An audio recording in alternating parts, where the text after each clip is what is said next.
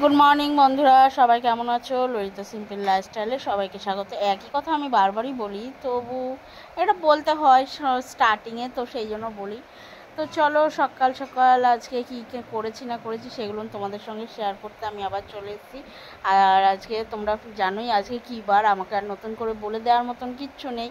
আজকে হচ্ছে সানডে। আজ সানডে আসলে আমার ব্লগের কথা মনে পড়ে, কারণ আদারওয়াইজ দিনগুলোনে আমি হচ্ছে ডিউটি যাই, সেই দিনগুলোনে আর ব্লগের কথা ব্লগ হয়ে ওঠে না যে তোমাদের সঙ্গে শেয়ার করবো। আমি জানি তোমরাও মানে চাও যে রেগুলারলি আমি ব্লগ দেওয়ার চেষ্টা করি, কিন্তু কি করব বলো, সেরকম সময় তো আর হয়ে ওঠে না। তো সেই জন্য কিছু মাইন্ড করো না, তোমরা একটু ম্যানেজ করো না। আমি মানে আমি যেটুকু যেমন করছি সেরকমভাবে একটু একটু টুকটুক করে এগাতে থাকি, এরকমভাবেই তোমরা আমার পাশে থাকো। তো আমি মানে আরেকটু ধরো যেরকমভাবে চাইছি সেরকমভাবে হতে চাইলে আমি চেষ্টা করব নেক্সটে রেগুলারলি ব্লগ আনার। রেগুলারলি না হোক, সপ্তাহে 2 থেকে 3টে ব্লগ আসার চেষ্টা করব। তো চলো, এখানে আমি কাজবাজ করছিলাম, তার মাঝখানে তোমাদের দাদাভাই বিরক্ত করছিল, আর সেই জন্য তাও তোমাদের দাদা আজকে মর্নিং বলতে আমি একটু লেটেই উঠেছিলাম, কারণ শরীরটা একটু খারাপ ছিল।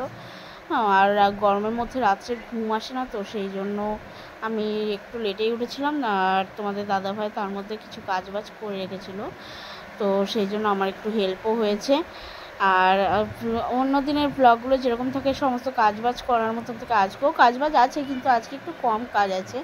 হ্যাঁ, যেহেতু বললাম যে তোমাদের দাদাভাই কিছু কাজ করে রেখে দিয়েছিলো, যেমন কাঁচা কুচাগুলো করে রেখে দিয়েছিলো, আর সকালে বাসনগুলো খুব মেজে রেখে দিয়েছিল, মানে রাত্রে যে বাসনগুলো ছিল সেগুলো ও মেজেছিলো। এগুলো আমি যেগুলো মাজলাম সেগুলো হচ্ছে সকালবেলা জলখাবার খাওয়ার পরে। সেই ব্লগ মানে ক্লিপটা তোমাদের দেখায়নি। তো এখানে দেখো ঘর দৌড়গুলো আমি ঝাড় দিচ্ছিলাম, আর তার মাঝখানে তোমাদের দাদাভাইও ও ঝাঁটা নিয়ে বলেছিল যে আমি ঝাড় দিয়ে দিই। তা দেখলাম ও একবার ঝাঁটা নিয়ে এই পাশ করছে, একবার ঝাঁটা নিয়ে ওই পাশ করছে। ও যা ইয়ে করছে, তার জন্য আমি বললাম ঠিক আছে যাও, তোমার আর ঝাড় দিতে হবে না, ঝাড়টা আমিই দিয়ে নিচ্ছি।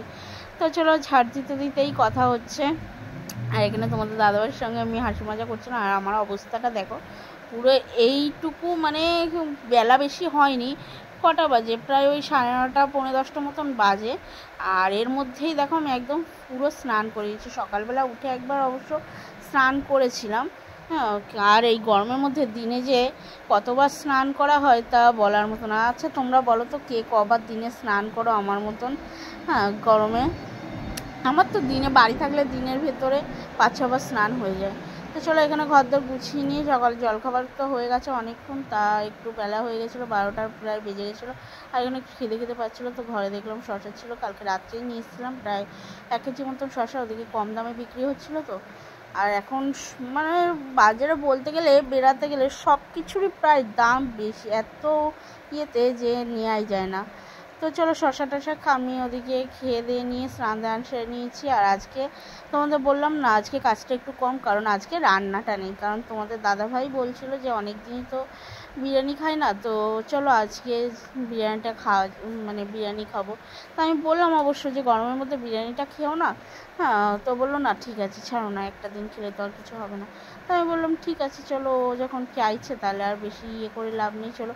তো এখানে তোমাদের দাদাভাই বিরিয়ানিতে নিয়ে বাইরে এসেছিলো, ওই ব্লগটা করেছিল। আমি অবশ্য এই ভিডিও ক্লিপটার বিষয়ে কিছু জানি না, তো ওই ব্লগ করেছিল এটা। আর আমি এদিকে বাড়িতে বসে ফোন ঘাঁটছিলাম, ঠিক আছে। আর এদিকে দেখো, ও মধ্যমগ্রামের যে বিরিয়ানির দোকানগুলো আছে সবগুলোই প্রায় টুকটাক ভিড় ছিল। ভিড় বলতে আমরা চাইছিলাম যে উজ্জ্বলদা বিরিয়ানি আনার জন্য মেগা বিরিয়ানি থেকে, তো ওখানে গিয়ে দেখলাম ভীষণ পরিমাণে লাইন পড়েছে। আর তোমার চিকেন বিরিয়ানি যেটা ছিল সেটা শেষ হয়ে গেছে, আর মাটন বিরিয়ানিটা অবশ্য ছিল, কিন্তু আমি আর তোমাদের দাদাভাই দুজনে একজনও মাটনটা খায় না, সেই জন্য মাটন বিরিয়ানি আর নিলাম না। ওখান থেকে রেড ড্রাগন থেকে বিরিয়ানি নিয়ে তোমাদের দাদাভাই দেখো টুকটুক করে বাড়ি চলে আসছে। তো ও তোমার বলেই দিয়েছিলাম। আর বন্ধুরা, তোমরা অবশ্যই আমাকে কমেন্টে জানাবে তো যে মধ্যমগ্রামে তোমাদের কোন দোকানের বিরিয়ানি সব থেকে বেশি ভাল লাগে।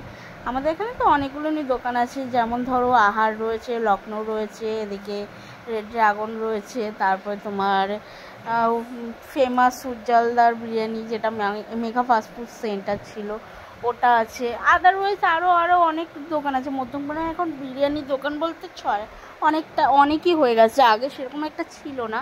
এখন দেখছি প্রায় দু একটা রোডের সাইডে দু একটা পা এগালেই দেখছি এক একটা করে দোকান বসা। তো তার মধ্যে তোমাদের ভাল লাগে কোন বিরিয়ানিটা মধ্যমগ্রামের, সেটা অবশ্যই কিন্তু আমাকে কমেন্টে জানাবে। আমার অবশ্য তোমার আগে লখনৌ বিরিয়ানিটা লখনৌটা ভাল লাগে, আর তোমার এদিকে উজ্জ্বলদার বিরিয়ানিও খুব ভাল লাগে। হ্যাঁ, কিন্তু আহার যেটা বলবো, আহারটা আমার কাছে একদম মানে জঘন্য বলতে একদমই ভাল লাগে না। আমি আহার থেকে একবার বিরিয়ানি এনে যা ঠকেছি, আমি তো আর নেক্সট টাইম তোমাদের দাদাভাইকে বলি তুমি বিরিয়ানি না পেলে বাড়ি চলে আসবে, কিন্তু আহারে কখনো যাবে না। মানে ওখানে চালগুলো মনে হয়, মানে যে রাইসগুলো থাকে ওগুলো মনে হয় সদ্য চাল এরকম বিরিয়ানি, আর মাংস তো প্রপার কুকই হয় না। সেই জন্য আর আমি আহারের দিকটাতে যাই না। আমি এদিকে আজকে তোমার যেহেতু বললাম মেঘাতে আর লাইন পাইনি বলে, সেই জন্য তোমাদের দাদাভাইকে বলে দিয়েছিলাম ঠিক আছে চলো এরকম থেকে নিয়ে আসবে। তো এখানে দেখো তোমাদের দাদাভাই বিরিয়ানি নিয়ে চলে এসছে, আর এখানে আমি তোমাদের মানে বিরিয়ানিটা খেতে দেবো বলে থালায় ঢেলে নিয়েছি পুরো। দেখো একদম বাটি ধরে দিয়েছি, কিন্তু একটা ভুল হয়ে গেছে, ভেঙে গেছে আমার বাটির ইয়েটা। চলো আর কি করা যাবে। হ্যাঁ, তো এখানে তোমাদের দাদাভাইকেও দিয়ে দেবো, আমি খেতে নিয়ে নেবো, কারণ অনেকটা বেলা হয়ে গেছে, দুজনের খিদেও পেয়ে গেছে। হ্যাঁ, সকালবেলাও সেরকম কিছু খাওয়া হয়নি, শুধু ওই রাত্রের দিকে রুটি করেছিলাম, সেই রুটিটা ছিল ওটাই খেয়েছিলাম। তো চলো আমাকে তোমাদের দাদাভাই বলছে ঠিক আছে তুমি একটু খেয়ে দেখো আগে কেমন হয়েছে ফার্স্ট। হ্যাঁ, তো আর সত্যি বলতে খাওয়া দাওয়ার দিক দিয়ে আমি একটু খুঁতখুঁতানি, তোমাদের দাদাভাইও খুঁতখুঁতানি আছে, কিন্তু তাও যা দেবী তাই চুপচাপ খেয়ে নেয়। কিন্তু আমার আবার সেই জিনিসটা না, আমার আবার একটু মন পছন্দ না হলে খেতে ইচ্ছা করে না। তো চলো এখানে আমি বিরিয়ানিটা এখনও গরম রয়েছে, একদম হেভি গরম রয়েছে। তো এখানে আমি খেয়ে দেখলাম না, ঠিকই আছে, মোটামুটি ঠিক আছে। চলো এখানে তাহলে দুপুরে খাওয়াটা সেরে নিয়েছি, সেরে নিয়ে দুপুরে একটু রেস্ট নিয়ে দেখো আমি চলে এসেছি ছাদে।